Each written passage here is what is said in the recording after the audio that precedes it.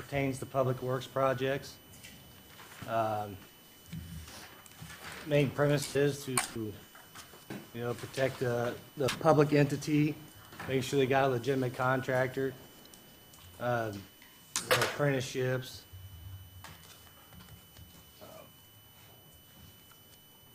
Worker protection. Making sure they're being classified correctly, not being misclassified, and, as independent contractors, not being paid cash, making sure they got proper workman's comp insurance, that they're paying unemployment insurance, not getting any breaks that way for, just make it kind of level playing field, making sure that all the work is being classified correctly. Okay. Anything else? Okay. Well, thank you. Do you have anybody in the audience that would like to speak for or against this RBO ordinance coming forward? Okay. I'm John Smith with Shepler Construction. I'm not as familiar with this as Matt Llewellyn is, but Matt's out of town, so I came on the rest of the contractor's behalf. Matt made it known that this thing was going on. And in the language of that RBO is language about needing to have and forgive me if I'm wrong, but it's, I think it's federally, how's it worded, Dutch? Federally approved? Yeah, it's an apprenticeship program approved by the federal DOL. And there isn't any local contractors in Logansport, any general contractors that I know of that does it. I know that Steinberger doesn't. We don't. We've done a lot of work in town. We'd love to still do work in town, but if we do that, we won't even be able to be an eligible bidder. So it would knock us right out. It would knock Steinberger right out. So that's the one thing that we oppose against it. We're not opposed to responsible bidders by any means, but I think that if you guys are hiring responsible contractors, I don't even know if you guys have a responsible bidders ordinance at all right now, but everybody that, we kind of have to be a responsible bidder just to even be a general contractor in town. We have to be, our electricians bonded, we have to be bonded. We are, we have I forget what it's called, but we have to be registered with you guys, all that stuff, and we have to make sure that we have all the insurance as well. So when Dutch talks about employees not being classified right, that's, I don't know how you're going to get away from that, because every contractor is, if you're working on the up and up, you're required by your insurance company to make sure that you're hiring everybody that has workman's comp, that is properly insured, and you just kind of have to hire a good general contractor. But I think with us being local, us and Steinberger and the other guys, that that we are a responsible bidder, so only hire local guys. That's all you need to do. But in all seriousness, though, but if you do that, you're going to knock all the local contractors right out of being even able to bid on your thing. So that's what needs to be said. Council, do you have any questions for him? Thank you. Can I clarify anything? You can, come on up. As far as none of the local contractors being able to bid, I believe Steinberger is part of the Associated Building Contractors that has a apprenticeship program. Fissel Electric is involved in an apprenticeship program. So there are contractors in town that do follow that. So I don't know about any of the others, but I know those two. Okay. And that's if Steinberger is affiliated. They used to be, so I'm not sure if they still are. And I imagine Matt would know more and better than I would, but I'm pretty sure they just got an award from the ABC. So, Council, have any questions for Dutch?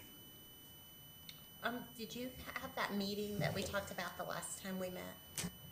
You and, okay, so that hasn't occurred? No. Okay. Thank you, Dutch. Appreciate it. With that, Amy, do you want to move this forward for a vote? No. Larry? Jake? No, not at this time. I'll vote no also. Carl? I'm going to vote no, Scott, but I think we need to go back to the last meeting where I think it was the consensus of the council. I'm a little raspy here. I think we need to go back to where we were the last time you had a meeting, and I believe it was a consensus of the council at that time that you were going to meet privately, the Rules Committee, specific people, the three of you, with the local contractors and Dutch, and sit down and see if there was some way to work out a responsible bidding ordinance that could fit the needs of everyone. I had some trouble getting that going, because some of the contractors said that we had emailed me and some of the council members expressing how they felt, and that there wasn't a need to meet.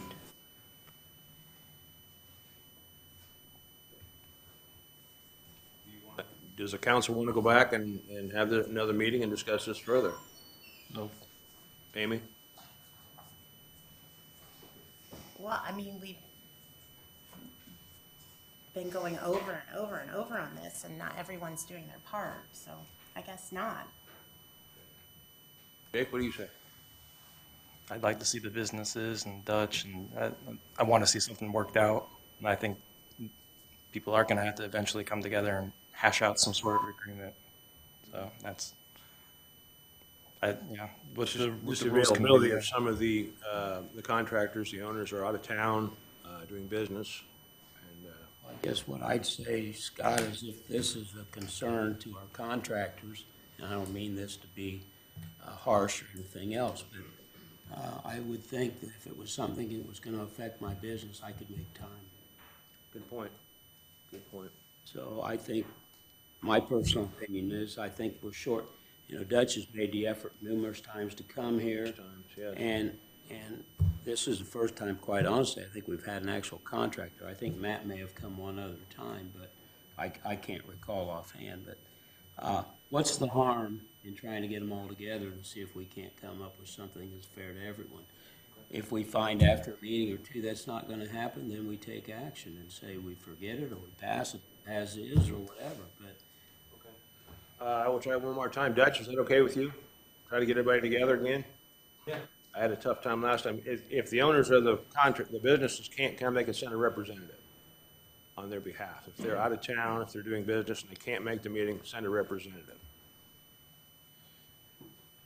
Okay, we'll table this until further notice. I'll get with you guys on a meeting. I'll try and get one together. thank you. Thank you.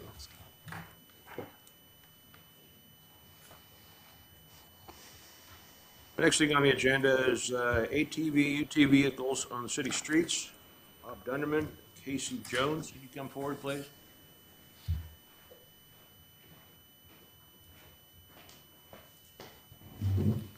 Sir, question made to the council before, we rejected it. Did you change language or anything happen? I wasn't directly involved in the first time. I think Bob wasn't actually involved with that. And then I heard just through the grapevine that this was going on, and I had one myself. So I thought I might as well get involved too. So we have drafted an ordinance for your review. A lot of the language in there is very similar to what the county has. So these are already legal in the county as long as they are properly registered. So I think on an individual basis, Bob and I, we have our own reasons, but collectively, you know, we all have the same reason for wanting it. So for me personally, so I own Engineering Aggregates. We have four properties in the county. Actually, 2 are in the county, 2 are in the city.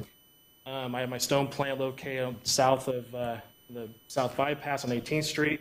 I have property immediately east of Ivy Tech. There are portions of those properties, including the 2 in the county, that are not accessible by a regular vehicle. That's one of the reasons why I own mine. And if I were to take my UTV off of my property at my stone plant or Ivy Tech, I can't today put them on the city street if I want to go between my properties. And that's the same thing for going out to my properties on 500 East and 600 East. Personally, I live in Marlton Hills. Marlton Hills is in the county. If I want to take mine out of Marlton Hills, I have to go through the city to get to my place of business or anywhere else. I am practically on an island in Marlton Hills. So I said, those are my individual reasons for it. It comes down to mostly just convenience. Like I said, these are already legal in the county. We would like to see them legal in the city limits. Would help me with my business. Like I said, there are parts of my properties that I cannot get to with a regular vehicle. Those are my reasons for wanting it. So as I said, so there's an ordinance that we've drafted in front of you. There is language in there from the county. There's some other language in there for other similar sized communities in Indiana that we found that we've incorporated into this. So there it is for your review. Did the county change their ordinance here in the last 6 months or so? They did. There was some language that they did amend, and that was the times in which you could operate it. And how close you could be And to how- a residence. Yeah. That was changed. So now it matches the Indiana code. So now it's up to date with what Indiana has. Okay, so what you're asking us today is to take the ordinance you drafted and make it easy. Now, when you say they're registered, who are they registered with, the county or the state? The Indiana B&B. Okay. So when they're registered, does that mean they're licensed? It's not considered a licensed vehicle because you can't license, to my knowledge, an off-road vehicle. Okay. So it's similar to like a boat. So when you go register a boat, you get 2 stickers, 2 placards you place on the front of the vehicle on Yeah. each side. That's what mine has. I think that's what Bob has as well. So they're registered with the B&B, but they don't consider it a license. Yeah. Are these vehicles plated? No, they're not. I have here a UTV and ATV are classified as the same, is that correct? In my language that I put in there, I did not clarify. We wanted to simplify it to where we're not talking about ATVs, snowmobiles, or other off-road vehicles. As the best way we can describe it is it's a utility task vehicle. So we've really narrowed down what we would like to see. It's a specific type of vehicle. Ours have 2 seats side by side, has a rollover protection system, has several safety features, and basically the only thing separating what we have from a regular vehicle is an airbag. Ours have turn signals, a horn, backup. Mine has a backup camera on mine. Seatbelts on it? Yeah. Yes. Is Or, yours- or is your- tires. 4 tires, okay. Your UTV, is that considered a side-by-side? Yes. And if what is an ATV? Is it like a 3-wheeled bike? I would consider an ATV like a 4-wheeler. So there's no seat belt, there's no rollover protection system, there's no horns, there's no seat belt. Yeah, it's usually like a single rider. Yeah. Okay, Single rider outside of a cage. What we're talking about has cage, rollover protection. okay. I have here that ATVs and UTVs are classified as the same. So if we would legalize the side-by-sides, would someone on a quad be able to come on the streets? Not the way that we Right. have drafted the ordinance. As I said, we're talking about something very specific to what we already own. We feel that ours is much safer than, say, a 4-wheeler. Ours already have those safety items on there, other off-road vehicles do not. Several months ago on this stuff. What about liability on that? So mine is already insured. I have liability, property insurance. Is insurance required through the BMV for those? It's not required. I did on my own, but I believe I did put language in there requiring that we had insurance for ours. Who did you send this to? Scott. Okay. Actually, I've been working with Bill Cuppy on it, and then Okay. Bill's been helping us out with this, and he's been in contact with Scott about it, so Scott has it now, and, yeah. Kelly, you have anything to add on that on legal terms? I haven't seen this ordinance that Just a brand new you're one? being talked about. We went through several months ago with another group, the guys from Logan Tire, and I'm not sure who else was part of it, and I assume they're probably part of what you guys are. Was you there, Bob? Mark Jamerson, I believe, was the gentleman, and his boy. Yeah. A lot of safety concerns. Travis, Chief Yike was present and was very much, at least at that time and in that context, did not want to deal with the safety issues, the enforcement obligations that were involved.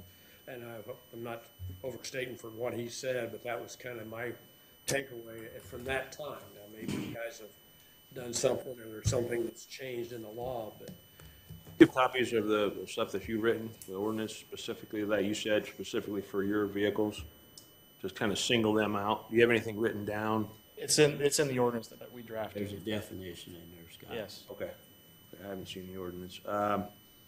Wait, did you say you sent it to him? It's been emailed to Scott. Yes. I did not get the ordinance. I just got the notice that we were going to meet. I have a and copy discuss with this. me this Okay. evening. I only have one though. Okay. I won't put words in the police chief's mouth, but we did meet with him and discuss this again. And, you know, the way I took from him was that he would enforce it if that's what had to be. He was not against it, but he wasn't for it either. Trying to take a neutral stance. That was the first time, and, you know, I wasn't at the meeting that first time, but that was his stance this last time Casey and I met with him. Okay. I'd like to get his opinion on this also. Me likewise. Pardon? I likewise, because I can remember what Kelly was talking about. If the chief's good with it, then I'm pretty much on board, but I want the chief's input. How old do you need to be to get in a side-by-side and drive it? In Indiana, number one, you have to be a licensed driver anyway. So you have to be at least 18. Licensed driver, have to have a license on them? And for you to be registered, you have to be at least 18. Okay. Yes. You have to have a license to operate it, yeah. As long as it's not on privately owned land. If it's on public property, yes, you have to have a license. Okay. What is the max speed of your ATV? I mean, it'll go as fast as, you know, a car will. I mean, I've had mine up to 40 or 50. I mean, it'll keep up with the traffic. 90 miles an hour on 465? I would not want to take on a 465 anyway, but Is it it won't go possible? 90. Yeah, mine won't go 90. It won't go 90. Okay. I think my gauge goes to 60 or 70, maybe. I think that's what the gauge says. Yeah. I don't know. I think that's a good idea to reset and. I'd like to have, Kelly, I'd like to have you review the county's new ordinance as well as the one that they proposed. I And see the a county's couple. got some different kinds of issues. I mean, they got tractors and they got, you know, all Right. kinds of stuff out on their roads because of the farmers and all the things they have to do, and it's, everybody's spread out. We're closer in and have more intense traffic situations, and it was a conglomeration of those kinds of issues that were discussed. There were, I don't even know how many guys were there. Seemed like 5 or 6 anyway that were in support of it.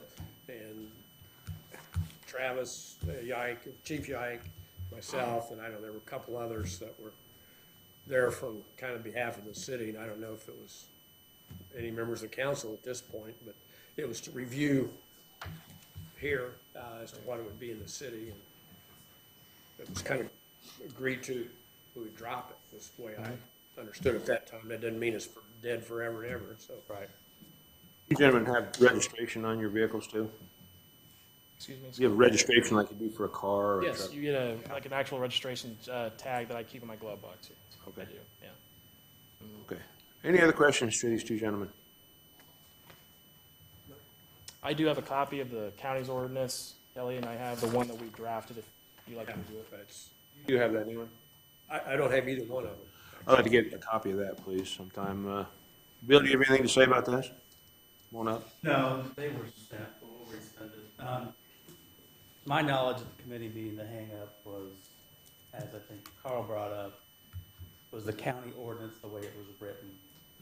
So I got with Mike Stajahar and went to county commissioners, and they did change the language.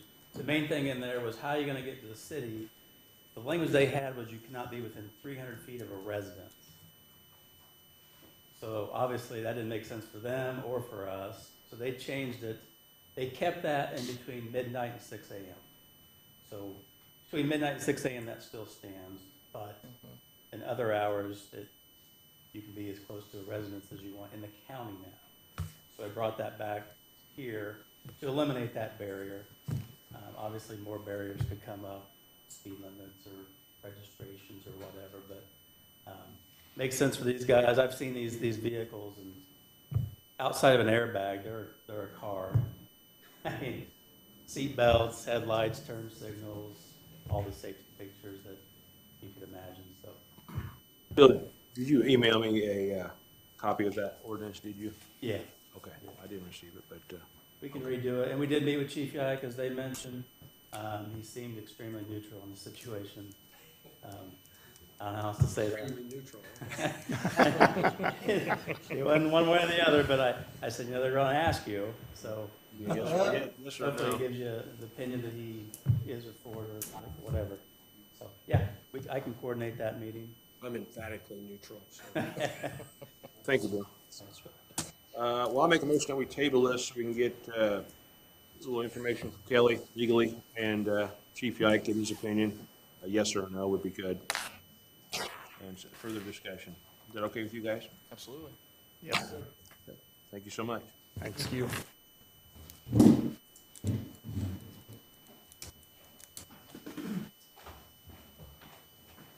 Next one on the agenda is a city employee or employee of city employee holidays. Marla, can you come up and tell us about that? Okay.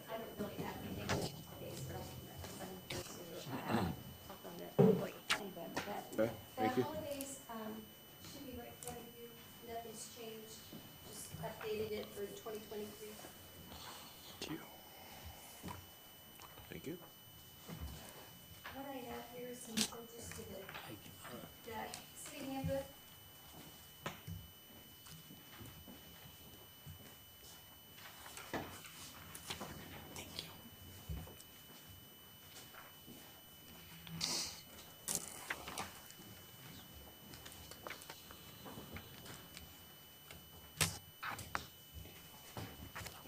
So the first thing on the sheet that you have in front of you is the paid time off policy. We want to change it from 1 hour increments reduced down to 30-minute increments because that's pretty much what's been taking place, and we just want to make sure that our ordinance supports what's being done right now. So on that first page, you'll see where the paid time off policy is, and at the bottom it says 1 hour increments. And for 2023, it just says 30-minute increments. So no big change there. The next thing is we want to look at the sick bank for civil employees, not for public safety. This is only for civil employees. So right now, our sick bank, if you kind of read through the policy, it kind of explains to you the city encourages employees to use their PTO. Therefore, at the end of the calendar year, December 31st, the employees will not be allowed to carry the unused PTO to the next calendar year. That's been in place for many years, and we know that at the end of the year, we either lose what we have or what we call as being banked. So if we have 30 days in our sick bank right now, we would lose anything that nothing is carried over. So in our sick bank, there's 30 maximum that we can have. And those are days that we've earned as city employees. So that goes in there. Not every city employee has those. But I'm going to go on with the policy as it stands right now. So however, unused PTO would be rolled over into the employee sick bank. The hours of an employee sick bank are to be used to help the employee offset lost income while on an approved leave of absence. And we have seen that happen a couple times with our employees here lately, where they've had some complication in their health that has allowed them to be able to use that sick bank, and they are very thankful for that. The sick bank hours are exclusive to the employee and may not be transferred to another employee. The maximum number of days to be accumulated at any given time is 30. And employees' PTO or holidays must be exhausted prior to the use of the sick bank as accordance to federal and state law guidelines. So that last statement, there are no cash outs for sick bank hours. So on the next page for 2023, I would like for the Rules Committee to consider changing that to where full-time employees that are hired or rehired with 10 years of accumulated service with the city at the time of favorable separation are entitled to payment of the amount of earned or accrued sick sick bank days, not to exclude the set maximum amount of 30 sick days. Payment will be based on the employee's regular rate and effect at the time of termination. Full-time employees hired or rehired with less than 10 years of accumulated service at termination will not be entitled to payment of their unused sick bank days. So we did a report that gave us the amount of employees that actually is going to be possible to be able to cash in their sick bank days if they were to terminate and leave the city. So we came up with 17 employees that had a number of 10 years that could possibly cash in if they were to terminate and leave the city. But only 10 of those employees actually qualified. So there's never, I don't feel like unless something happened at the city that would make a lot of employees leave their positions, there's never going to be a large amount of employees this is even going to affect, that not very many people are going to qualify.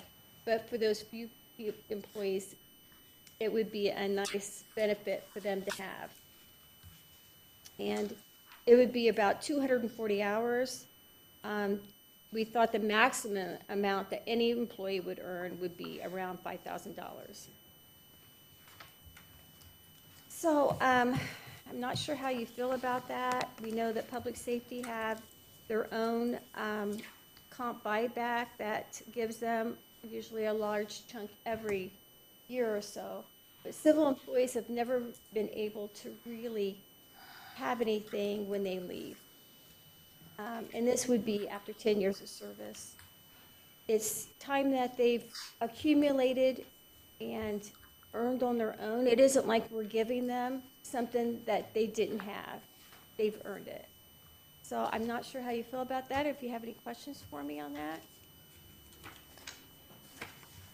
On your PTO policy, they were in 2022 to be taken in 1 hour increments. You're down to 30-minute increments. Yes.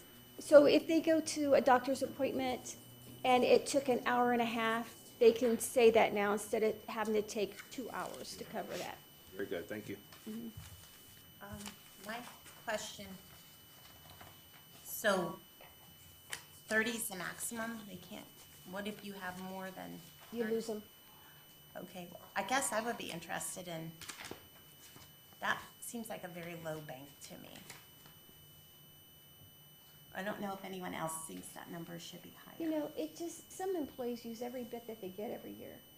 There's just a few employees that usually have a position that they feel like they can't always get their time in. Or they feel like they're scared to use all their time because they want that safety in case they do need it later. Well, I know when I started working, my mentor teacher, he's told me, you save your days, you might have a heart attack, and I've been maxed out at 90 forever. Oh, well, so you But- had a big bank. Yeah, we have 90, and that's on a 180-day contract. So, I would like to see that. I don't have a problem with buying out the days, but I think that bank needs to be a little higher personally. My opinion. Well, How many vacation days are they entitled a year? it depends on how long they've been. Okay. Yeah, PTO is a accumulation of, you know, vacation, sick, and how many years that you, So your paid time off separate than your holiday. sick days? No, Amy, look at that page 51 she gave you. It's right there on the front of it, Okay. where it says paid time off. yeah, there it is. We have a generous amount. We do have a Pardon? generous amount of PTO. City employees do. And how long have we had the sick bank? Couple years is all? We've had that for years and years. I mean, it goes way back to, No, it was canceled when I was on council. We just restarted that here in the last couple of years. well, then I'm not aware of that. I might have been when I was gone then. Because I didn't know that it ever stopped.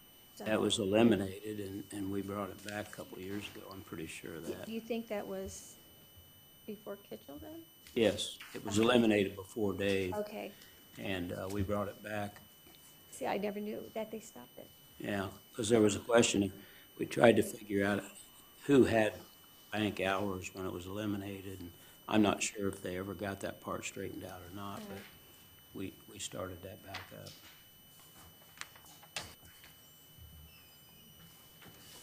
Something we could certainly look at. Yeah, I definitely would like to go through this because I hate people to give back their days at the end of the year. If they've reached 30, that seems like minimal days to me. And I don't have a problem with buying them back. I mean, they're the employees' days. And, I don't know. So, how do you, where's it go from here, Dwayne? Do we take another look at it? Do you want to come up with an amount of days? It's up to the committee. They can ask for, they might ask for like actual numbers for how much it might cost in actuality at any given Maybe we time. should Yeah. take some time and look at it. Because we'll have to budget for it anyway. But I would think that's probably the next thing to go to is provide numbers and provide, information as to, you know, maybe what other surrounding cities do. I don't know if they're interested in that, but, and then move it forward from there. So maybe at the next meeting, ask to have it move forward, table it for now, maybe then ask it to move forward All right. from there. All right, I can, I'm on a listserv group for HR that it's for the state of Indiana, it's municipal HR groups. So I could ask them what their average sick bank limit is, and we'll just see what's out there. Yeah, because I just don't think that's very much, especially when you're working a 12-month. Well, that's a plus, thanks, Amy. Well, and then I the didn't even people that count on do that, have to so work, thank you I very mean, they much. should be rewarded and those days bought back, because chances are they're doing the work of other people who aren't showing up. And you know what? They're people's days. It's not my business how they use them, but. Appreciate that. So, moving on to the uniform allowance policy. So the changes that is here is that Parks did not have everything listed that they were providing to their employees. And what happens is, in the clerk treasurer's office, they look at this to pay the expenses that are turned into them. And if it's not listed here as something that's being purchased, listed in the handbook as being approved, if there's a discrepancy, the clerk treasurer's office is going to challenge it. So what we did was we updated the Parks Department and we added the Building Commissioner's Department also so that everything's listed. So it isn't, doesn't have anything else listed, because some of the actual uniform policies within some of the departments is more lengthy on asking their employees or providing their employees a guideline of when to wear some of their attire, more appropriate wear of the attire. But we didn't need to list all that in this policy, but we just wanted to make sure that what the purchasing is for the department is listed here for 2023. And most of what you've highlighted here, we've got budgeted that way for next year, correct? Yes. I just think that after lifeguards, the I is missing on the Okay. uniform swimsuit. Typo.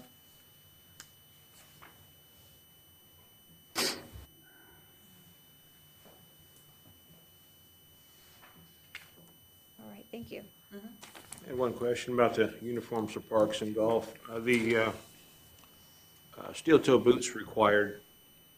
At the Parks Department, Yeah. Jan? Yeah. Yeah, Yeah, required. Golf also, Dean? They're not required? Steel toe boots? Yeah, I think they are. You think they are? Okay. Okay, thank you.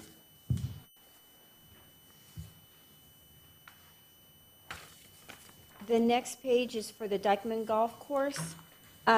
This is something that's been added just for clarification again for the clerk treasurer's office. We know that the golf is self-sustaining and has been for years.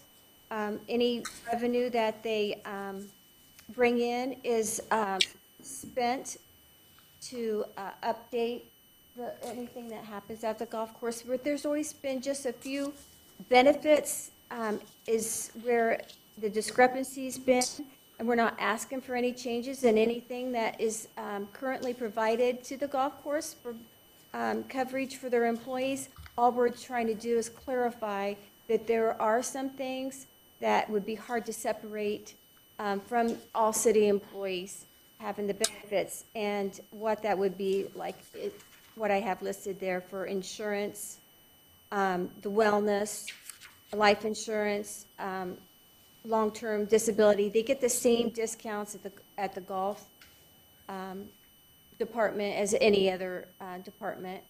And so some of the expenses are grouped together. There's no way to divide it and have it be fair.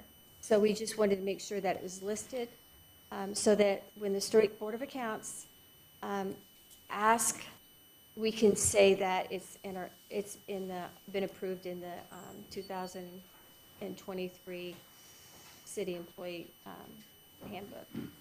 So that's the only reason we We've been cited for this by the State Board of Accounts, it's basically just fixing it. So that's basically even the uniform policy also. It just makes it so that everything's clarified, I guess. Then the last part, the internal controls policy.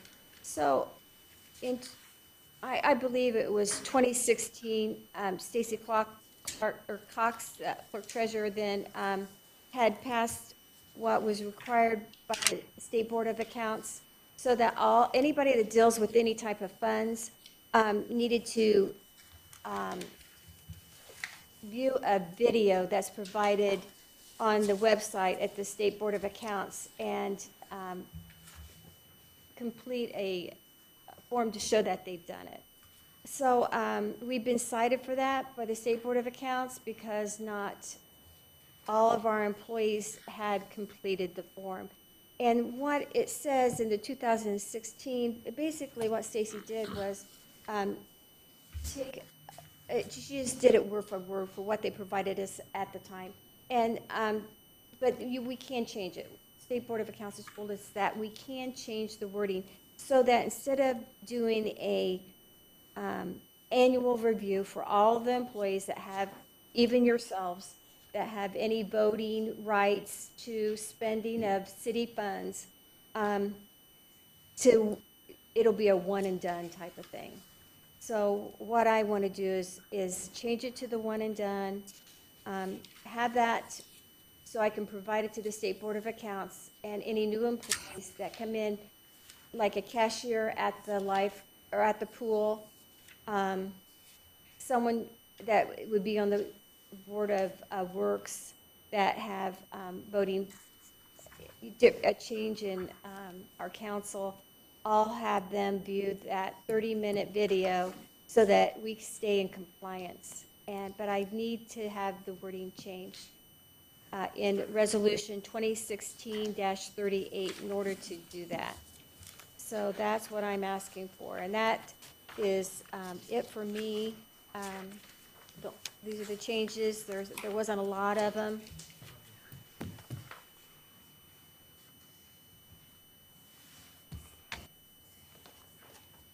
So I think at this time, then, I understand that we'll make some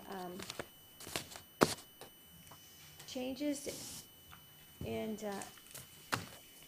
the one for the sick bank, we're going to discuss a little further.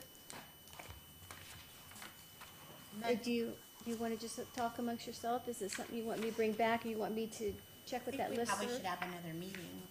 We can table this for further discussion. Okay, We need to have a separate meeting first before we do that. We can do that too. all right.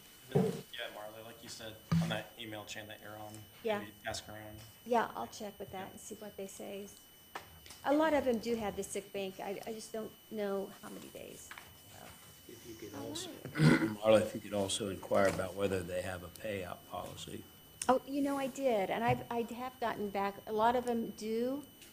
Some of them read a little differently. Some of them, they had to have only 5 years of employment. Some of them had to have 10. Just, it was a little different. I might still have some of that because I kind of kept it. I don't have it with me, but. No, so when we meet again, we could look at it if Okay, you have I'll it. bring it with me then. All right. And then, wait, I thought, we were gonna talk about the holidays. Oh, the holidays. Okay, the holidays, I think they're right there in front of you, what they are for 2023. I don't have them in front of me, but What's the rate? I did complete that and gave it to Dwayne. I knew he was going to present it today, but I guess I thought it was really going to go through the council, so I didn't bring anything with me, but it probably. It's resolution 153. Amy, it's got Yeah. the listing. If you look at the Exhibit A, it's got the actual dates, and they're the exact same holidays we've had in the past. It just gives you the actual dates Okay. for them.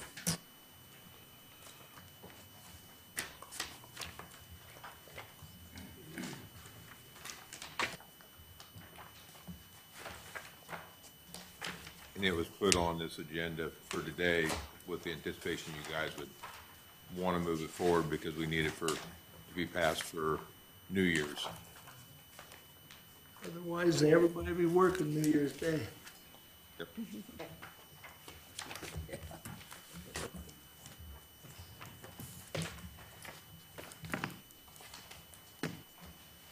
Okay, so we're gonna table the benefits. Is everyone in agreement with that? For more discussion? And on the holidays, do you want to move that forward for a vote for tonight in the regular meeting? Yes. No, Amy? yeah, we need to. Okay. Yes. Larry? Jake? Thank you. Yes. Carl? Yeah. Dave? Yes. Thank you. Hey, thank you, Marlon. Appreciate it. Last thing I had on the agenda was the Cass County Economic Development Commission. They're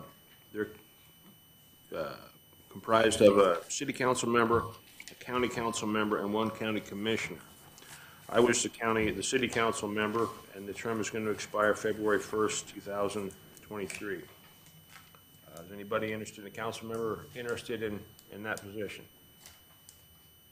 I don't believe there's any monthly meetings or anything. If something does come up, they form the commission, and that's when the three-member commission will meet. Nominate Scott to.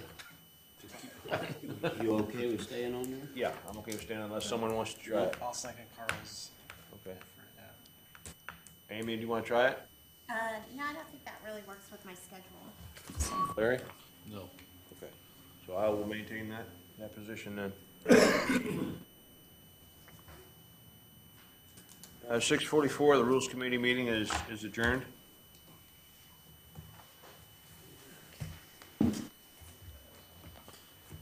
All right, 6:44. We'll have the Finance Committee meeting.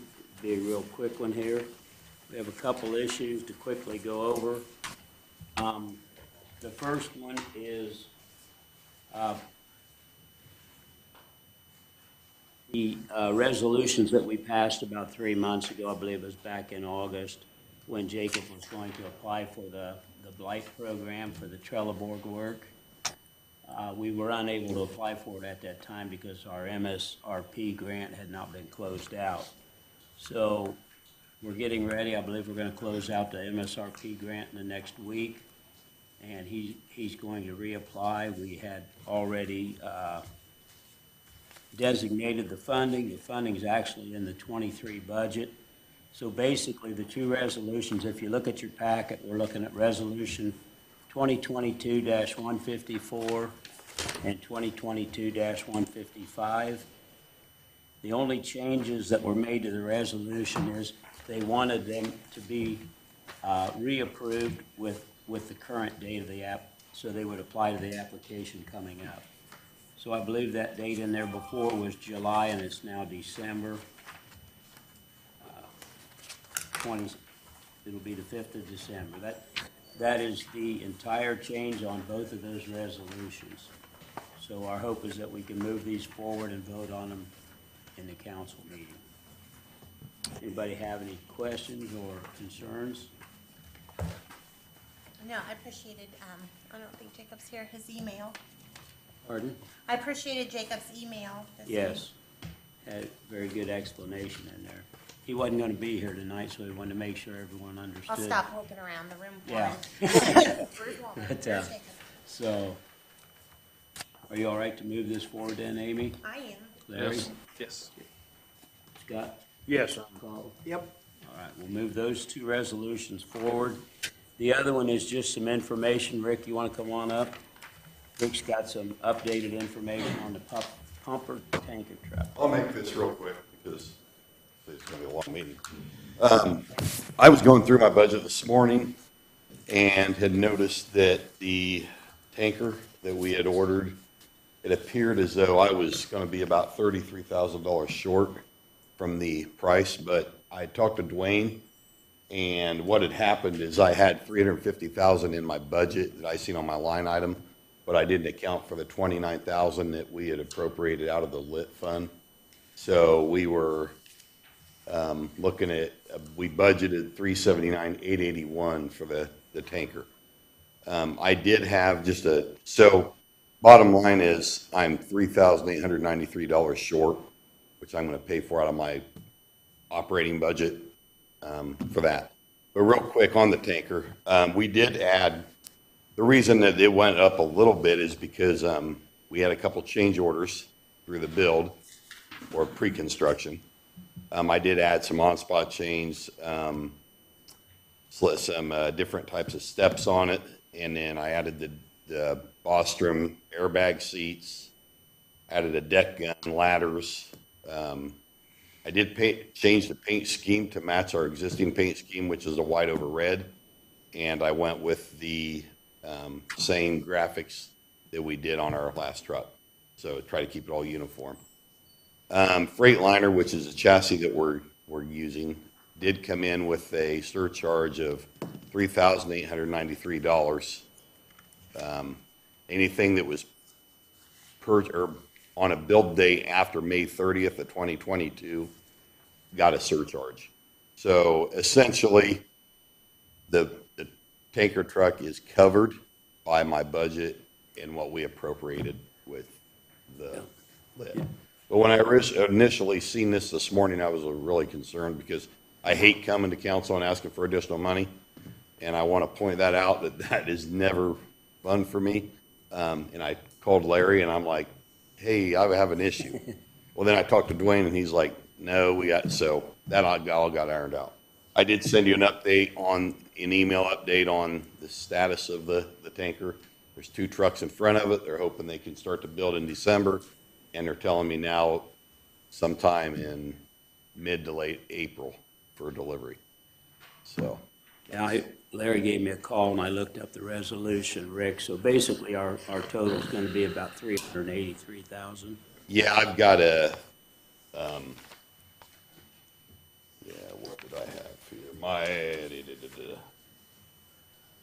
We passed resolution 2021-150. That's right. We have paid $111,544 for the chassis. Yep. And the total tanker purchase after them is like $380. So 382 actually and some change. All right. So. All right, thank you, Rick. Good. Thank you. Thank you. I will close the Finance Committee meeting at 6:48. 6:48 PM, Monday, December 5th. Give me a second. We're ready to go. My gosh. It's gonna take forever. Oh my gosh. But I hope so.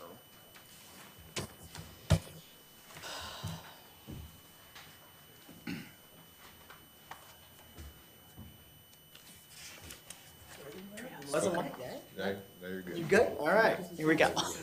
6:50 PM, Monday, December 5th, 2022. I'm Mayor Chris Martin, calling to order the regular session of Logansport Common Council. Start with the Pledge of Allegiance. I pledge allegiance To the flag of the United States of America and to the republic for which it stands, one nation, under God, indivisible, with liberty and justice for all. Roll call. You know you got a public hearing for, service rates, for, water, stormwater, and, sewage. Amy Densmore, Present. Larry Hood, Present. Jonathan Nelms, absent. Jake Don, Present. Scott Petey, Present. Carl McPherson, Here. Dave Morris, Present. Lynette Cruz Mendez. Present. Very good. All right. Before we get started, we do have a public hearing that I would like to open up at 6:50 PM. This is for the service rates change for the water, sewer, and stormwater. Are there any comments? Anyone in the audience who would like to make a comment on the storm rate changes? Craig, would you like to comment on it? No? No comment? All right. Anybody in the public? Council members? Nope. All right, wait a couple minutes, see if there's anybody who might want to come in.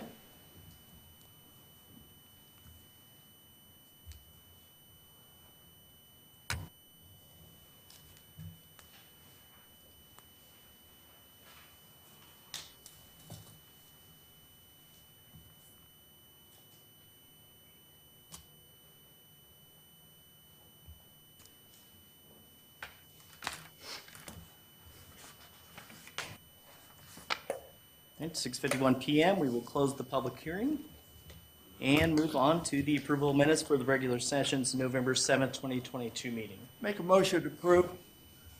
Second. Any further discussion? Call for question? Amy Densmore, Yes. Larry Hood, Yes. Jonathan Nelms. Oh, Jake Don, Abstain. Scott Petey, Abstain. Carl McPherson, Yes. Dave Morris. Yes. Very good. Reports from committees, boards, and commissions.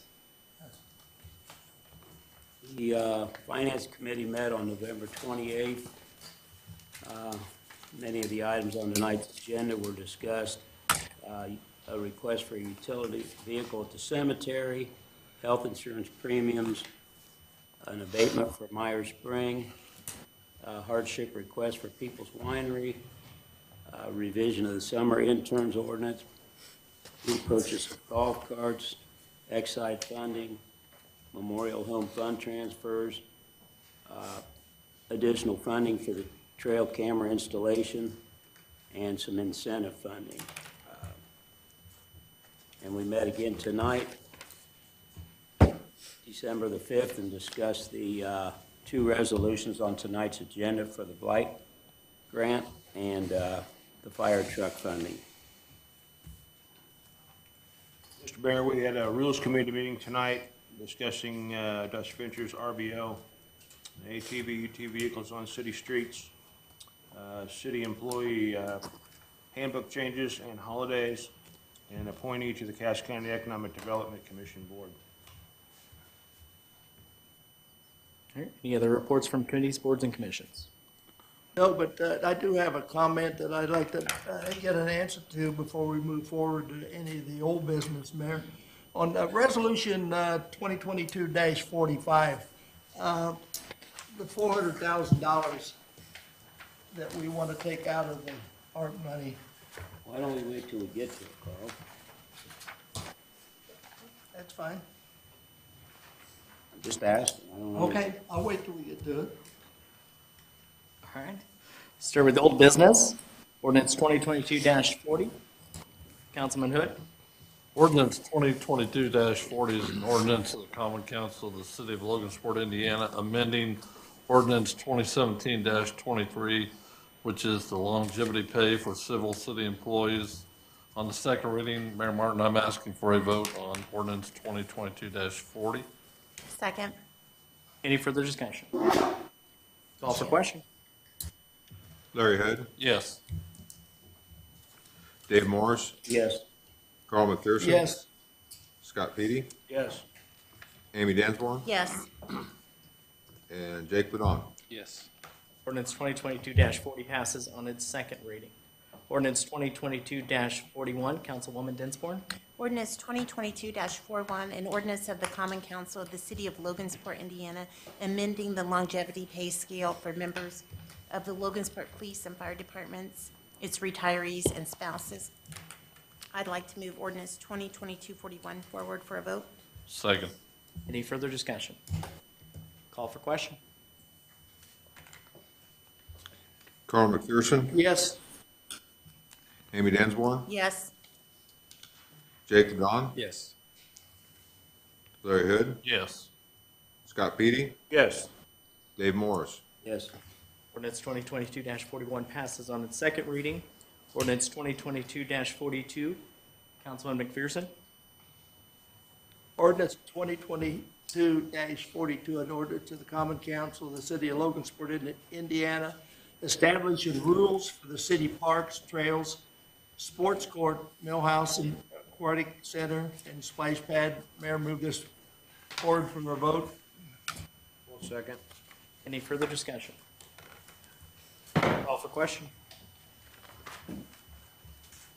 Jake Ladon, Yes. Scott Petey, Yes. Amy Dinsmore, Yes. Larry Hood, Yes. Carl McPherson, Yes. Dave Morris. Yes. Ordinance 2022-42 passes on its second reading.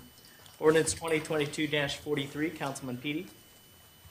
Ordinance 2022-43, an ordinance to the Common Council of the City of Logansport, Indiana, to appropriate funds from the ARPA Coronavirus Local Fiscal Recovery Fund for purposes that fulfill the intent of the American Rescue Plan Act in aiding the City of Logansport's recovery from the effects of COVID-19 emergency by providing $50,000 in funds to businesses through the seeded funds.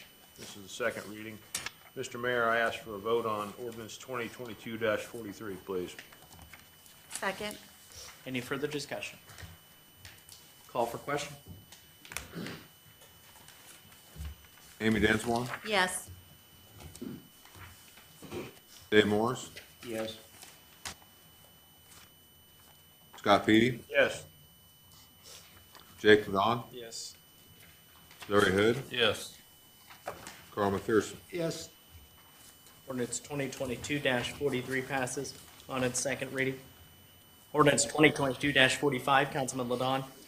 Ordinance 2022-45, an ordinance of the Common Council of the City of Logansport, Indiana, to appropriate funds from the ARP Coronavirus Local Fiscal Recovery Fund for purposes that fulfill the intent and of the American Rescue Plan Act in aiding the City of Logansport's recovery from the effects of the COVID-19 emergency by providing up to $400,000 for infrastructure needs at the junction.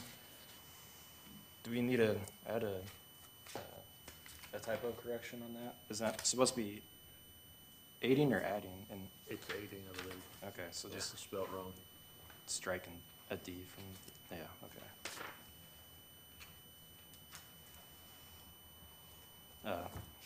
Should I make a recommendation to fix the typo, or do I just move it forward and just? You can move it forward, you can make an amendment to correct the typo Well- and then move it forward. Is it misspelled on the actual ordinance or just the paper? Oh, I haven't checked the actual ordinance. Yeah. Because I think it's right on the ordinance. Well, it's up there, isn't it? All right, I make a motion to move forward. Second. All right, I got a few questions on this. First of all, why are we giving them $400,000? Billy Cuppy's group turned him down. Mike Ford turned him down. Greg Tote turned him down. I mean, we supplied Joe with money out there. We gave him over $300,000 for the sewer. We built him a road for over $75,000 or $70,000. Until he gets cash flowing, instead of giving him the $400,000, I want to vote no on this here, that what he needs to do is just slow things down until he gets some cash flow. to do it. His own bank turned him down.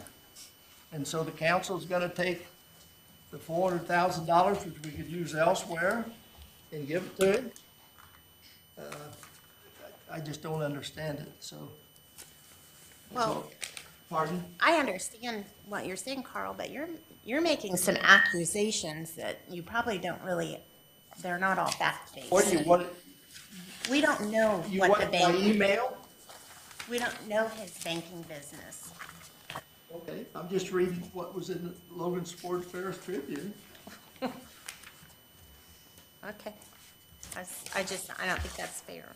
Okay, that's, Bill, would you like to speak on this?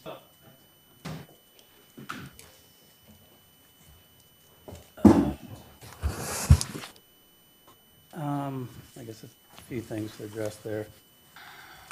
The road was, in the opinion of RDC, a benefit for everybody up there, not just Joe. The sewer work was a benefit for everybody up there, not just Joe.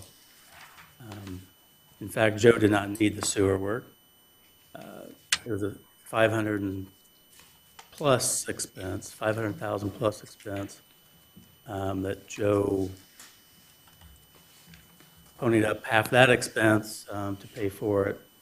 But he did not need the sewer work. He could have functioned just good without it. But it was good, benefit the church up there, the bank, the AT&T building, the hotel, and the junction. So that is my opinion on that correction, as it wasn't specifically for him. As far as the bank turning him down, that's not the case. I don't know the ins and outs of his banking relationship. I think this phase 2 had its limitations on the amount that they were going to lend towards it. There's no issues with the bank that I'm aware of. Obviously, progress continues up there, and there hasn't been any money flowing to him from this group. So my opinion is, if he was in trouble, then things would have stopped a long time ago.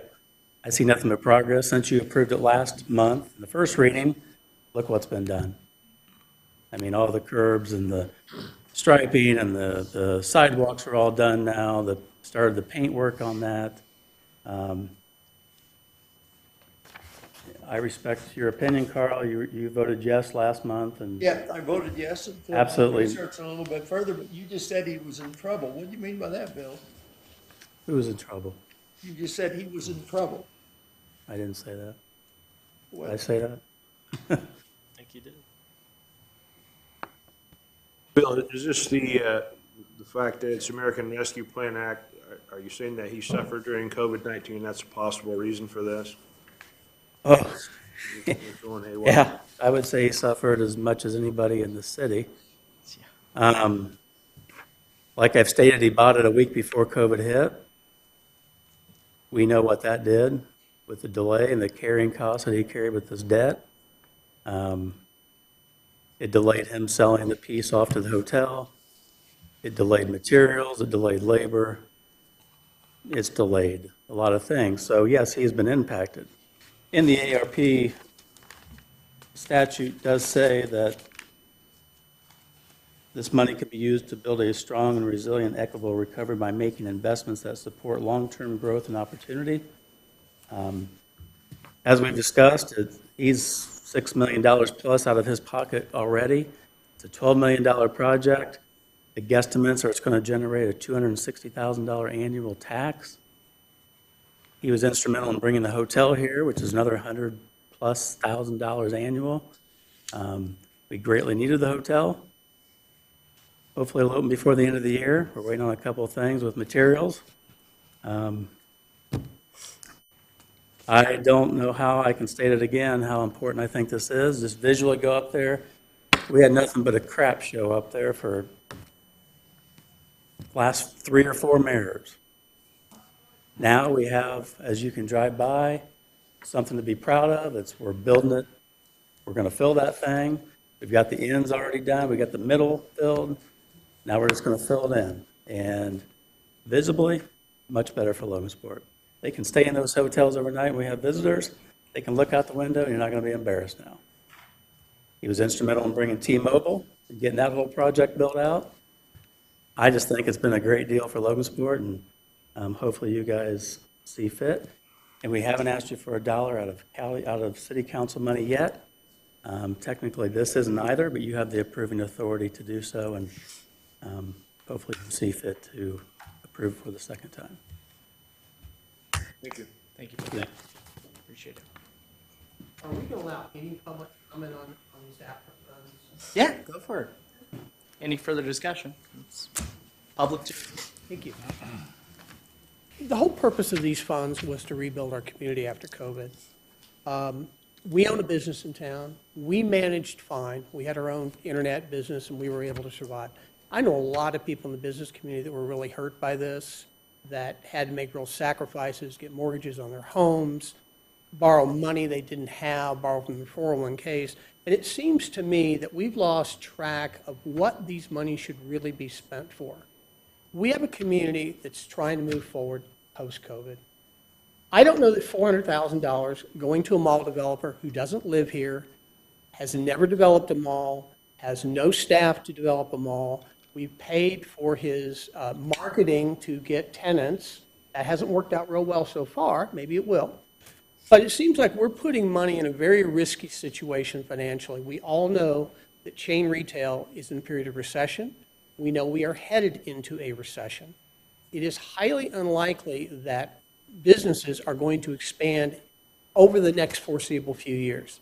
So what happens if we spend $400,000, we give $400,000 to this developer? He can't lease it. 6 months from now, we're sitting, it goes into foreclosure with the bank. We have no say in those monies. Now, when we talked about giving money to Emilio's, I understand we looked for financial records. We asked them what their annual sales were. We asked them what their expenditures were. Before we were going to give them money, we wanted to be sure of how much they were negatively impacted by COVID. I don't know that you can come up with a number of whether he was negatively impacted by COVID. We don't know if the project would have started that week with COVID or 6 months after or a year. I'm just saying, I hope the council understands these monies are to benefit the community at large, not a select few group of people. I think we could better adapt this money into things like business training, business branding, working on training small businesses, facade grants for local business people who need it. And I just think when we're talking about money, we got a big pot of money here, and we're going to spend it on maybe 3 things or 4 things, because we want to spend $750,000 on a parking lot at Riverside for a project that we have no clue what it's going to be. We have no financial records for anybody involved in it. So I would encourage the council to really think about, this is an opportunity to help the community. Are you really helping the community, or are you helping Joseph Niscola? I would argue you're not helping the business community. You're not helping the small business people here, and you're certainly not helping the people that truly suffered during COVID. Thank you. Any further discussion? I would just, I don't know, Paul, I listen to what you say all the time. I read your posts all the time. And I won't say that I don't even agree with you sometimes. But first of all, you assume that when we looked at Emilio's finances, that we didn't look at Joe's. The fact that we didn't make it public knowledge doesn't mean that we didn't look at them. Plus the fact that Joe was more than willing to come here and sit and discuss them openly a month ago. And are we helping Joe, or are we helping the community? And I go back to what Bill said. We've been talking about doing something with the mall area forever. And you were against MSRP. You told us everything we did wrong, but now when I drive around Logansport, did we spend more money than we intended to? Absolutely. But look at the 7 buildings that we finished. And I can't see, I haven't heard a comment negative about any of them since they were finished. I think we owe it to our community and to a guy that stepped out on a ledge at probably the worst time you could time things, not knowing about COVID and what was coming. I think we do owe him a little bit of gratitude, and I won't say it has to be financial, but in this case, everything that we're asking to do will benefit that area, not just Joe. If Joe walks away tomorrow, the things that we paid for, we pay for the street lights downtown. What's the harm in paying for the street lights at the mall? We pay for paving the streets downtown. I don't see any harm in the paving being done to have access in and out of the mall. Same with the sidewalks. You know, we've done, I don't know how many landscape projects downtown through the RDC to put new lights up, to fix the sidewalks, to do ADA, and all that stuff. It benefits the business that's right there, but it also benefits the community. So I appreciate your zest and your input to this thing, but I can't see it the way you see it. I would just say one thing. Walk through my neighborhood, our sidewalks tell me that sidewalks at the mall versus sidewalks for the senior citizens who have to walk through my neighborhood is more important. I didn't say there was, but who's to say where we pick? Have you ever come to the council and said, it'd be nice if you came up and took a look at the sidewalks in our area? I think we could use some help up there. Not to the council. Now, you may have to someone else, but you've never come to the council and questioned the fact that your sidewalks are in poor shape. We have programs. You could take advantage of them. You could get your sidewalks redone for, what is it, 50/50 up to a certain amount? I'm aware of that. My problem is we have a street tree problem that is destroying our sidewalks. And I've got people in my neighborhood who can't even participate in 50/50 because they don't have the money. Understand. We have an ADA responsibility that we're not even touching the surface of throughout our. No. People walk in the street because it's safer than walking on those sidewalks. I won't say there aren't sidewalks like that, Paul. I'm not going to argue that, but again, that bears to deflect from the issue we're talking about rather than discuss that. I'm saying it's free money. Yeah. We should Yeah. spend it. No. Likewise. Thank you. Any further discussion? Well, I just want to add one thing. I'm disappointed because as a council, besides the general funds, we did work really hard to get local people money. And I don't remember how much we paid out. Yeah, But we did. 250,000. When COVID was at its peak and then after, we published and shared and social media and I even called. You had agreed to fund up to 50 companies. We funded 46. I couldn't even get the last 4. So if they couldn't. Some don't want to put their stuff out there. And, I mean, I'll go back to, he mentions his neighborhood doesn't have any money. Does he get their financial statements? Does he know that? Or is it just verbal? I have seen Joe's financial statement. And he's solid. He's going to finish this out. It's just been a lot of issues, and we're just looking to help. But yes, we did 46 out of 50. We tried to get the last 4, and I couldn't get them. Okay. Any further discussion? Any other public comments? Motion in a second. Call for question. Dave Morris, Yes. Larry Hood, Yes. Jake Ladon, Yes. Amy Densmore. Yes. Scott Petey, Yes. Carl McPherson. No. Ordinance 2022-45 passes 5-1. Ordinance 2022-46, Councilman Petey. Yes, sir.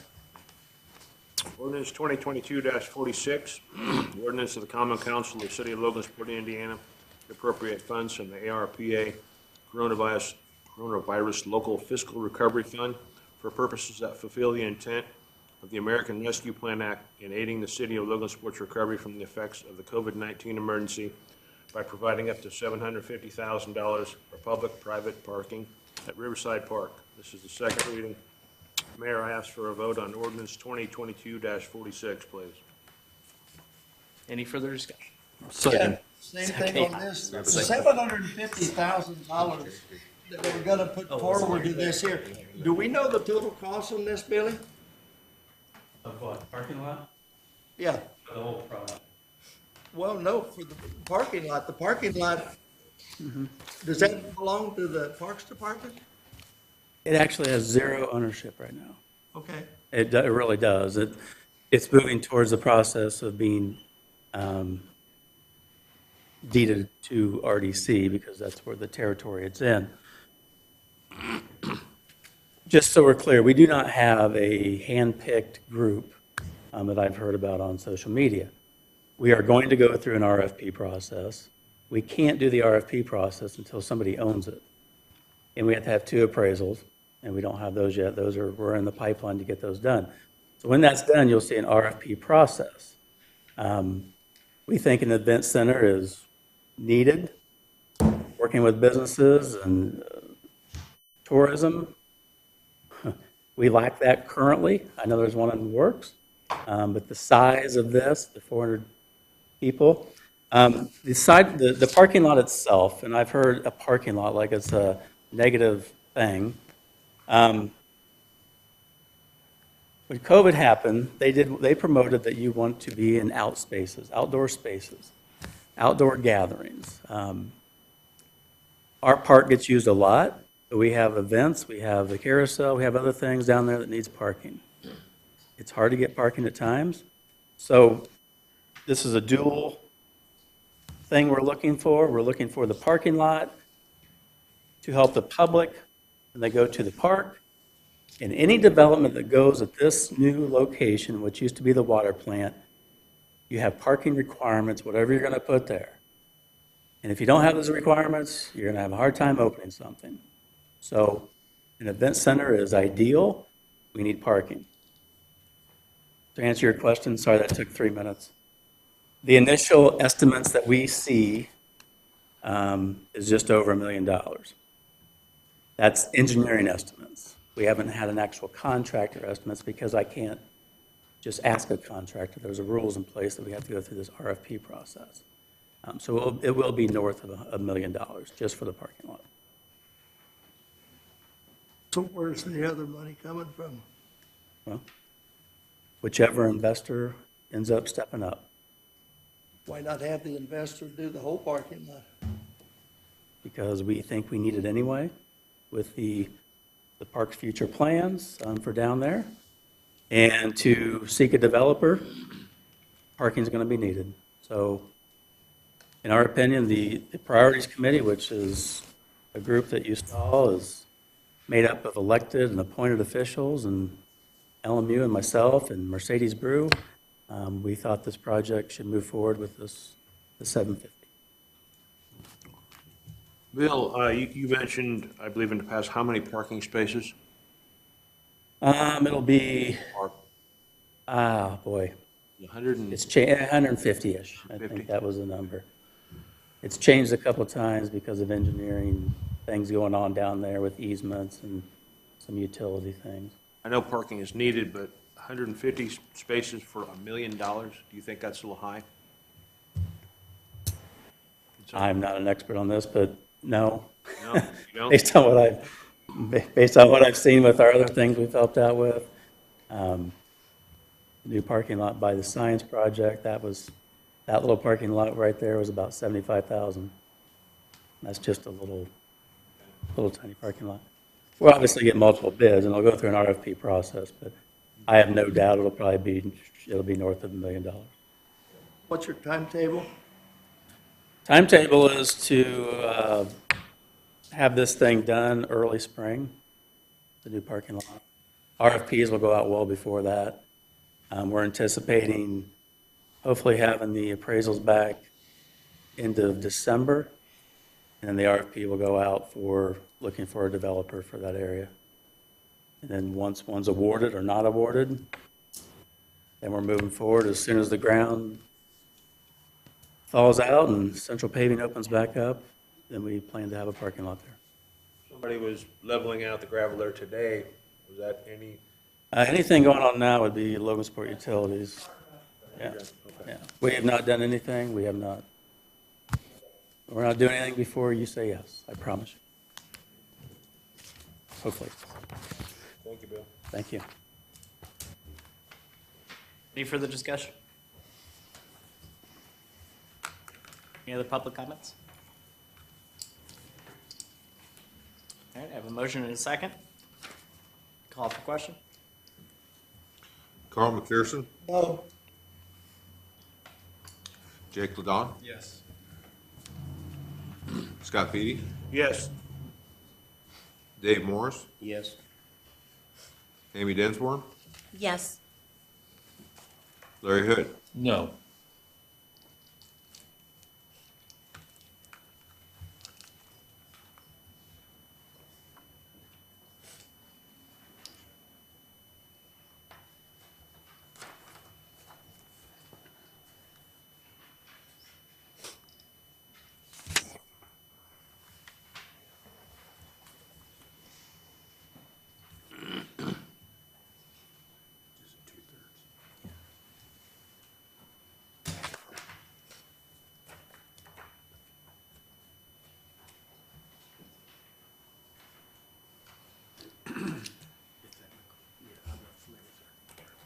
Bill, is it correct that with the ARPA funds, you need two-thirds vote? Two-thirds passing? From me, I don't, No, with, I don't think. right? Is that, Not that I'm. or is it No. majority? I think it's only, you just need the majority of your council to approve Okay. the ordinance.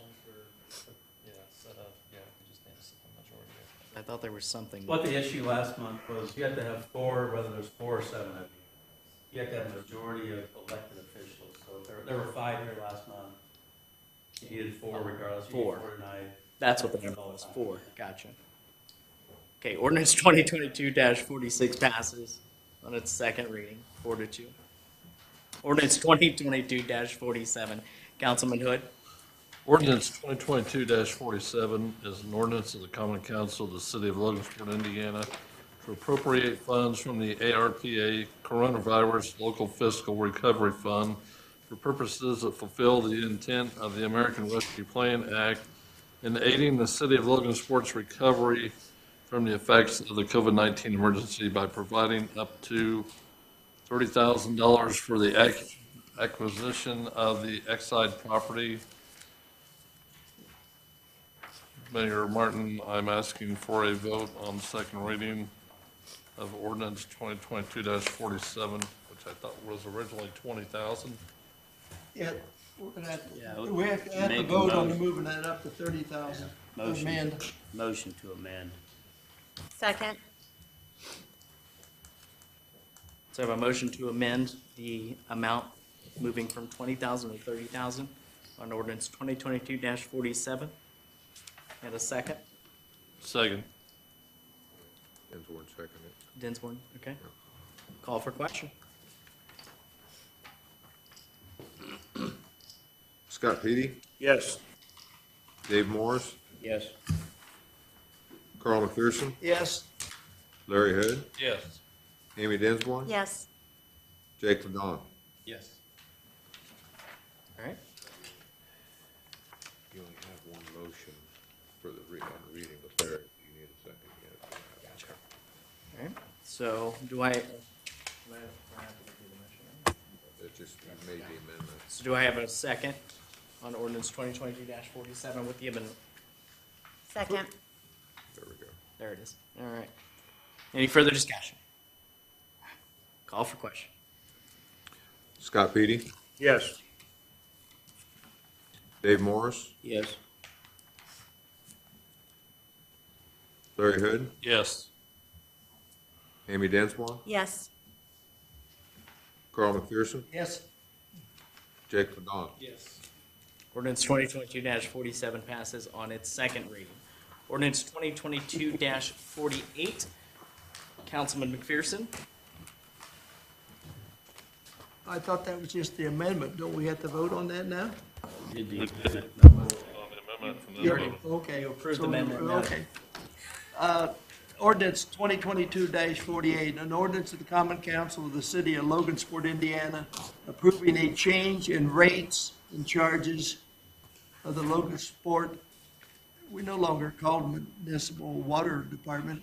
Do we change that to Logansport Utilities, or You can- what's you- what's legal on that? You can call us both. Call it both? Logansport Municipal Water Department. Mayor, move this forward. for a vote. Second. Any further discussion? Any questions for Greg? Any public comment? Call. Did you have, Paul? Did you, okay. Call for question. Scott Petey, Yes. Jake Ladon, Yes. Carl McPherson, Yes. Amy Densmore, Yes. Dave Morris, Yes. Larry Hood. Yes. Ordinance 2022-48 passes on its second reading. Ordinance 2022-49, Councilman Ladon. Ordinance 2022-49, an ordinance of the Common Council of the City of Logansport, Indiana, approving a change in rates and charges of the Logansport Municipal Sewer Department. I ask for a vote on ordinance 2022-49. Second. Any further discussion? Call for question.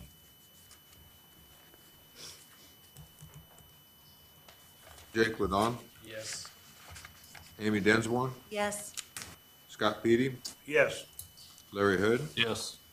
Carl McPherson, Yes. Dave Morris. Yes. Ordinance 2022-49 passes on its second reading. Ordinance 2022-50. Councilwoman Dinsborn. Ordinance 2022-50, an ordinance of the Common Council of the City of Logansport, Indiana, approving a change in rates and charges of the Stormwater District of the City of Logansport, Indiana, second reading. I'd like to move ordinance 2022-50 forward for a vote. Second. Any further discussion? Call for question. Amy Densmore, Yes. Dave Morris, Yes. Carl McPherson, Yes. Scott Petey, Yes. Larry Hood, Yes. Jake Ladon. Ordinance 2022-50 passes on its second reading. Ordinance 2022-51. Councilman Hood. Ordinance 2022-51 is an ordinance of the Common Council of the City of Logansport, Indiana, approving an additional appropriation from the general fund for the payment of IRS penalties and interest. Second reading, Mayor Martin, I'm asking for a vote on ordinance 2022-51. And what did we do with this? Did we table this? or- Yeah, I would ask that you table this for now. We're still in the process of working on it, and it will take an appropriation anyway if we would move it forward, which we'd need to advertise. Then I guess I'm asking it, we'll table it I this second. time. All right. Are we still in discussion? I'm sorry? Are we still in discussion on this? Yeah. Why were the forms not put in on time to the IRS? I can't answer that, This Scott. was That was during- well before my Well time. before your time? Yeah. This was in 2016, Stacy Cox so we're dealing with was the this. clerk treasurer at the time. Yeah, we're dealing with an issue that's way beyond my term. I'm just trying to I fix thought we it. had this problem before, and we had the IRS representative in here. We and they did. explained some stuff, and everything was fine. No, we had them, we've had the IRS come in and talk to me about this, and we've worked through a number of issues with it. The one big one is still out there pending, which we're working on, and Kelly's in contact with the lawyers from Baker Tilly that we're working with. We had originally had a mandate that we had to have it paid or within 10 days. I can't remember, Kelly, what the number was, but it's on an appeal now. So with Kelly, working with everybody, we're working on an appeal. Hopefully this doesn't have to come to fruition. We don't need the money. We can get it abated. That's the goal.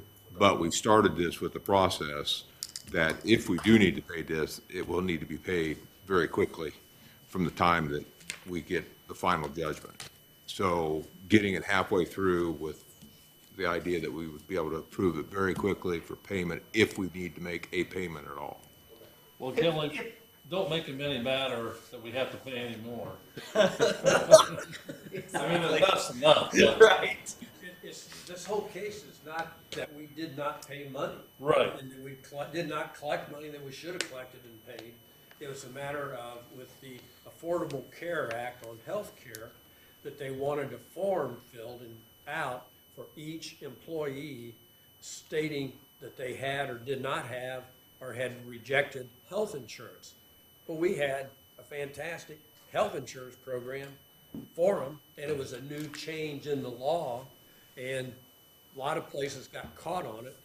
We thought, when I say we, I've been told that our Baker Tilly representatives thought they had this worked out with the IRS representative at the time, and they met with her 2 or 3 occasions and have worked out other problems, but this one was resolved, they thought, but she got promoted away someplace. So you get, and there's been 2 changes, I think at least, in who these people are. And so it's one of those times it comes down to, hey, we gotta get this off our table, it's been sitting here.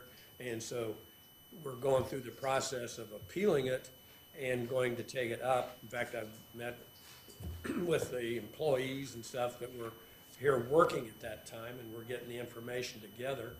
Some of the stuff that the utilities are doing is something that can even be figured in on that, because we're doing positive things that the government wants us to get done. So that's, I mean, everything is there. It's just like, what got them irked that they, and I think it's just a matter of it's on their table for so long that somebody comes in and says, well, I'm gonna get this moving. So, Oh, it's on an appeal. What does that mean? How long? how long has it gone now?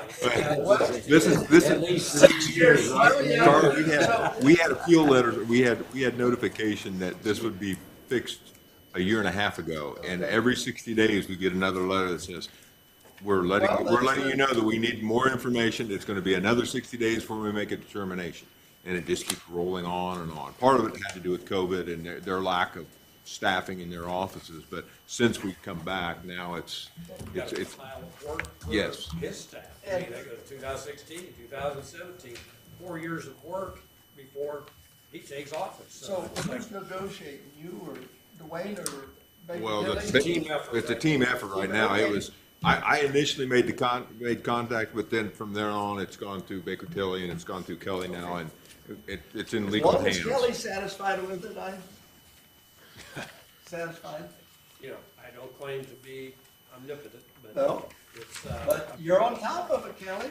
All right. I think we That's got good good enough people for- doing what that's they're good supposed enough to be for doing, Carl. and it's a matter of getting it squared away. Thank you. Yes.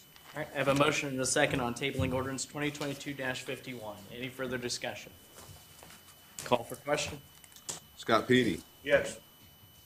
Larry Hood, Yes. Jake Don, Yes.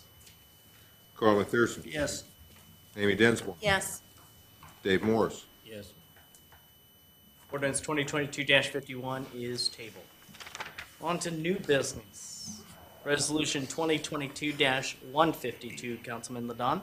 Resolution 2022-152, a resolution of the Common Council of the City of Logansport, Indiana, approving the expenditure of coronavirus local fiscal recovery funds for the People's Winery Incorporated. I ask for a vote on Resolution 2022-152. Second. Any further discussion? Call for question? Amy Densmore, Yes. Larry Hood, Yes. Jake Ladon, Yes. Dave Morris, Yes. Scott Petey, Yes. Carl McPherson. Yes. Resolution 2022-152 passes. Resolution 2022-153, Councilman McPherson. Resolution 2022-152, 153, a resolution of the Common Council of the City of Logansport, Indiana, setting the holiday schedule for 2023. Mayor, move this forward for a vote. I'll second. Any further discussion? Call for question? Dave Morris, Yes. Larry Hood, Yes. Amy Densmore, Yes. Jake Don, Yes. Carl McPherson, Yes. Scott Petey. Yes. Resolution 2022-153 passes. Resolution 2022-154, Councilwoman Dinsmore. Resolution 2022-154, a resolution of the Common Council of the City of Logansport, Indiana, authorizing local match commitment for a blight clearance program, BCP grant. I'd like to move Resolution 2022-154 forward for a vote. Second. Any further discussion? Call for question? Amy Dinsmore, Yes. Dave Morris, Yes. Larry Hood, Yes. Scott Petey, Yes. Jake Ladon, Yes. Carl McPherson. Yes. Resolution 2022-154 passes. Resolution 2022-155, Councilman Petey. Resolution 2022-155, a resolution of the Common Council of the City of Logansport, Indiana, authorizing the submittal of the BCP application to the Indiana Office and Community of Rural Affairs and commitment of local match requirements. Mr. Mayor, I ask for a vote on Resolution 2022-155, please. Second. Any further discussion? Call for question? Dave Morris, Yes. Larry Hood, Yes. Jake Ladon, Yes. Amy Dinsmore, Yes. Scott Petey, Yes. Carl McPherson. Yes. Resolution 2022-155 passes. Resolution 2022-156, Councilman Hood. Resolution 2022-156 is resolution of the Common Council of the City of Logansport, Indiana, appropriating additional funds for the completion of the reinstallation and maintenance of the trail camera system at the Logansport Memorial Hospital. Mayor Martin, I'm asking for a vote on Resolution 2022-156.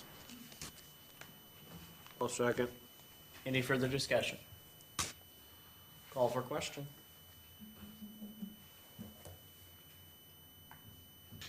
Amy Dinsmore, Yes. Dave Morris, Yes. Larry Hood, Yes. Scott Petey, Yes. Jake Ladon, Yes. Carl McPherson. Yes. Resolution 2022-156 passes. Resolution 2022-157, Councilwoman Dinsmore. Resolution 2022-157, a resolution of the Common Council of the City of Logansport, Indiana regarding tax abatement for personal property investment for Myers Spring Company Incorporated. I'd like to move Resolution 2022-157 forward for a vote. Second. Any further discussion? Call for question? Dave Morris, Yes. Larry Hood, Yes. Jake Ladon, Yes. Amy Dinsmore, Yes. Scott Petey, Yes. Carl McPherson. Yes. Resolution 2022-157 passes. Resolution 2022-158, Councilman McPherson. Resolution 2022-158, a resolution of the Common Council of the City of Logansport, Indiana, approving the expenditures of fund from the non-reverting Mount Hope Cemetery Perpetual Fund 2256 for a new Kubota tractor. Mayor, I'd like to move this forward for a vote. Second. Any further discussion? One thing, Oh, sure. tractor needs changed to UTV. New Kubota UTV? Yes. Okay. That's not subject to this new proposed ordinance. Like it, Mayor. I'll make a motion to amend. I second. I have a motion and a second to amend Resolution 2022-158 to replace tractor with UTV. Call for question.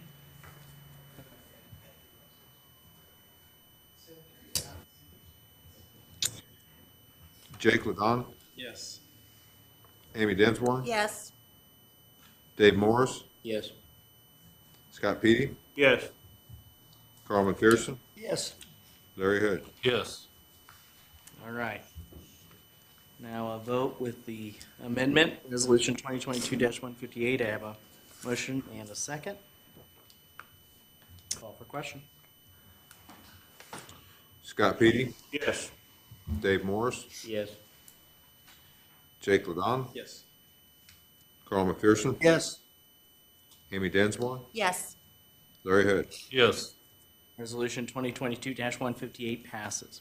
Resolution 2022-159. Councilman Petey? Resolution 2022-159, a resolution of the Common Council of the City of Logansport, Indiana, approving the expenditure of incentive funding for modern real estate of Logansport, Indiana. Mr. Mayor, I ask for a vote on Resolution 2022-159, please. Do I have a second? Second. Any further discussion? Call for question. Jake Ladon, Yes. Amy Dinsmore, Yes. Dave Morris, Yes. Scott Petey, Yes. Carl McPherson, Yes. Larry Hood. Yes. Resolution 2022-159 passes. Thank you, council. That's the second local business we've helped tonight. Ordinance 2022-52. Councilman Ladon. Ordinance 2022-52, an ordinance of the Common Council of the City of Logansport, Indiana, authorizing scheduled increases in the employee contribution for health insurance. Mayor, I ask for a vote on ordinance 2022-52. Second. Any further discussion? Call for question. Larry Hood, Yes. Scott Petey, Yes. Jake Ladon, Yes. Carl McPherson, Yes. Dave Morris, Yes. Amy Dinsmore. Yes. Ordinance 2022-53 passes. Wait, I'm sorry, wait. I'd like to make a motion to suspend the rules. Have a second reading. 52. 52. Second. Distracted. Ordinance 2022-52 passes on its first reading, suspension of rules. I got a motion in a second. Call for question. Amy Dinsmore, Yes. Jake Ladon, Yes. Dave Morris, Yes. Carl McPherson, Yes. Scott Petey, Yes. Larry Hood. Yes. Ordinance 2022-52 passes on its second No, reading. suspension of rules. Oh, sorry, that's the suspension. Now, we'll do a motion. Do I have a motion? To vote on the second reading of ordinance 2022-52.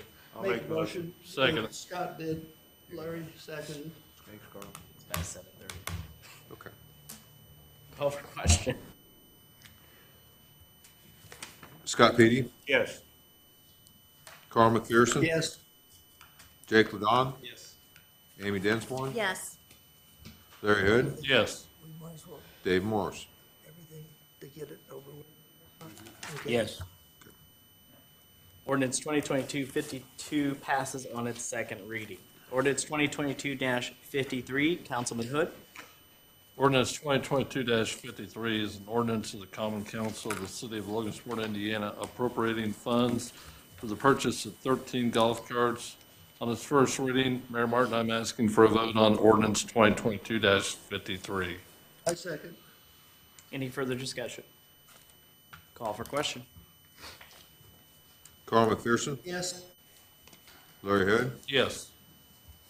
Jake Ladon, Yes. Dave Morris, Yes. Scott Petey, Yes. Amy Dinsmore. Yes.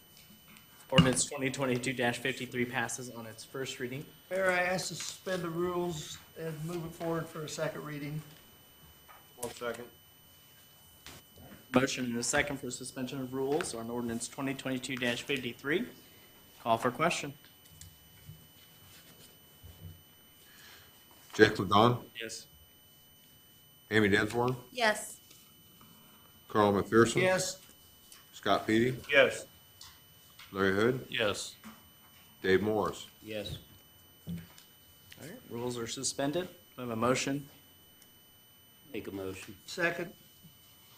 All right, motion and second for second reading on ordinance 2022-53. Call for question. Dave Morris, Yes. Carl McPherson. Yes. Jake Ladon, Yes. Amy Dinsmore, Yes. Larry Hood, Yes. Scott Petey. Yes.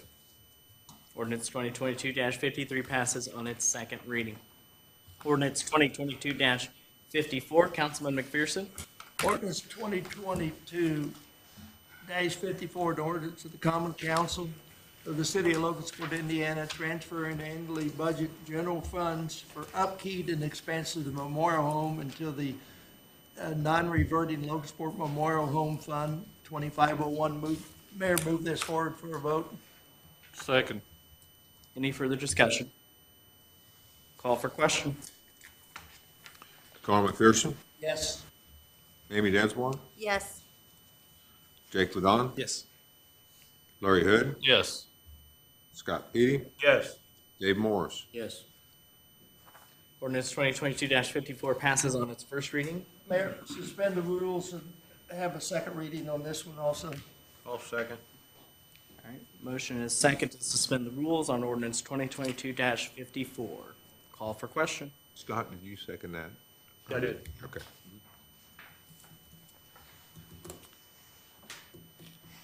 Larry Hood, Yes. Dave Morris, Yes. Amy Dinsmore, Yes. Carl McPherson, Yes. Scott Petey, Yes. Jake Ladon. Yes. All right, suspension of the rules passes. Do I have a motion to approve ordinance 2022-54 in its second reading? I make a motion. Second. Any further discussion? Call for question. Scott Petey, Yes. Carl McPherson. Yes. Dave Morris, Yes. Jake Ladon, Yes.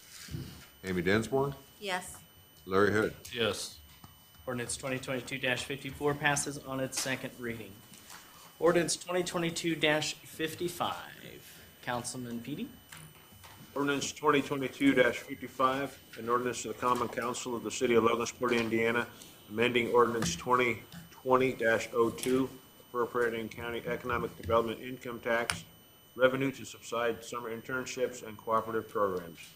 Mr. Mayor, I ask for a vote on ordinance 2022-55, please. I second. Any further discussion? Call for question. Amy Dinsmore, Yes. Dave Morris, Yes. Jake Ladon, Yes. Larry Hood, Yes. Scott Petey, Yes. Carl McPherson. Yes. Ordinance 2022-55 passes on its first reading. Mayor, suspend the rules and have a second reading, please. I'll second. All right. I have a motion and a second to suspend the rules for ordinance 2022-55. Call for question. Larry Hood, Yes. Dave Morris, Yes. Jake Ladon, Yes. Carl McPherson, Yes. Scott Petey, Yes. Amy Dinsmore. Yes. Suspension of rules passes. Do I have a motion to pass ordinance 2022-55 on its Make second a reading? motion to pass. Second. Call for question. Scott Petey, Yes. Larry Hood, Yes. Dave Morris, Yes. Jake Ladon, Yes. Amy Dinsmore, Yes. Carl McPherson. Yes. Ordinance 2022-55 passes on its second reading. Any public comments? Anyone in the audience who would like to make a comment, please come to the mic, state your name and address for us. Bill Cuppy, 2806 East Broadway. Just a thank you. I think I had 8 items on here, and I appreciate the approvals. I do like the feedback and the commentary, and I do like the public comments. We're in this together, so I know we all have some things we favor and don't favor, but if you look around town, I think we have a lot going on. I think all of your awards are represented with improvements and successes, and we'll keep the ball rolling, and I do appreciate your involvement because you guys are an instrumental part of this going forward, so thank you. Thanks for all you've done, Bill. Thank you, Bill. Any other public comments? All right, council member comments? Yeah, Mayor, when we gotta get the next estimate on Harry Avenue for the next phase? You're all, Pardon? hopefully soon, I don't know. Well, We still have to meet about the design, don't we? Pardon? Are we still meeting on the design? I don't For know. the next are you? phase? Yeah, I that's thought the plan. design was done. No, I don't According to think- the last email, it was supposed to give us a price sometime in November. Oh, it's December. Where are I they at? know, we're Where late. they That's at? the reason I Where asked they the at? question there. All right. Yeah, Okay, soon, what, January, February? All right. There you Well, go. just checking there, Mr. Attorney, that's all right. And then, on the first phase of Erie Avenue, it's not gonna be completed till next year? Yeah, but we should be opening Erie Avenue here soon, I believe, And will correct? you be coming forward in January, February, or March, for additional money down there to put lights in?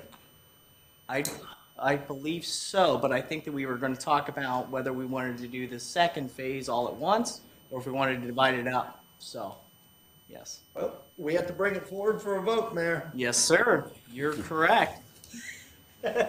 Looking good? It is looking All good. right, I love it, I love it. Any other council member comments?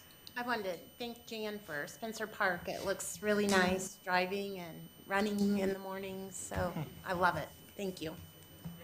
Yeah, I drove through it the other night. It was really bright and looked really nice. And Joe already left, but I wanted to publicly thank him for, all the progress down there at the mall location. And Bill with helping him out. And, I want to make sure we help out people that bring business to Logansport. So glad we helped them out.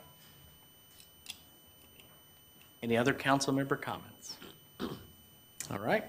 Miscellaneous business and any matters not already considered, including ADA Section 504 compliance or concerns. Seeing none, do I have a motion to adjourn? I make a motion to adjourn. I'll second. All right, call for question. Dave Morse, Yes. Jake Don, Yes. Carl McPherson, Yes. Scott Petey, Yes. Amy Densmore. Yes. There he is. Yes. We are adjourned. Have a great night. Electricity's not free. Well, no, I'm, well, no, I